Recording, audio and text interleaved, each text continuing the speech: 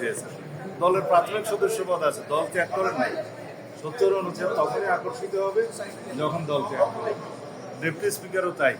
আর কিছু আরেকটা বিষয় হচ্ছে যে আজকে সংবিধান সংস্কার পরিষদের শপথের শেষ দিন, আর জামাত ইসলামের পক্ষ থেকে বলা হচ্ছে তারা আজকে যদি শপথ না নেন তাহলে হচ্ছে তারা আর মহামান্য রাষ্ট্রপতি অধিবেশন আহ্বান করেছেন জাতীয় সংসদের, সংস্কার পরিষদের কোন অধিবেশন তো আহ্বান করেন নাই। বিকাশ পেমেন্টে 10,000 টাকার বেশি অফার, শপিং চলছে তো।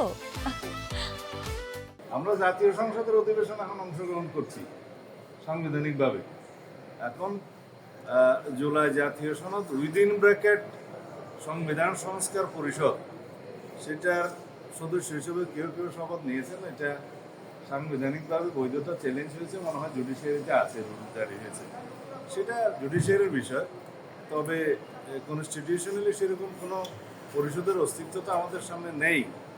যদি গণভোটের রায় অনুসারে সেটা ধারণ করতে হয় কনস্টিটিউশনে, সেটা সংবিধানের আগে সংশোধনী হতে হবে, সেটা সংসদে আলাপ আলোচনা হবে এবং সংবিধান সংশোধন হলে সে মতে সেটা সংবিধানে ধারণ হবে।